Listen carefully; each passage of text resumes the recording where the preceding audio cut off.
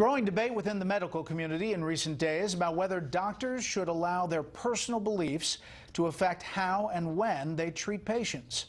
Chief Legal Correspondent Shannon Bream is here with the latest on that. Good evening, Shannon. Well, Brett, an international group says it is time for doctors and nurses with personal moral objections to certain procedures and treatments to put them aside or leave the profession. Lawmakers here in the U.S. say that is just one of the reasons why they're urgently pushing for new conscience protections. The international coalition, which includes at least one U.S. professor, argues that patients' rights must take precedence over those of medical professionals who may object to procedures and treatments that conflict with their own personally held beliefs and convictions.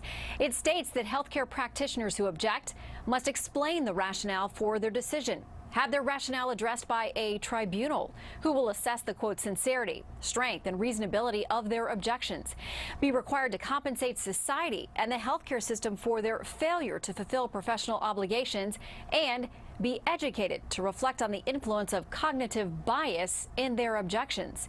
U.S. lawmakers say developments like these, in addition to real-world cases here in the U.S., are why they're pushing for new laws to shield medical students and professionals who have moral objections to practices like late-term abortions, though they don't expect President Obama to support their efforts. He has an unholy alliance with the big abortion industry, and he does all kinds of things to protect them, but doesn't lift a hand to protect someone who has a deeply held belief in helping them to make sure that they are protected as well. Democrats say the proposed law would have disastrous consequences.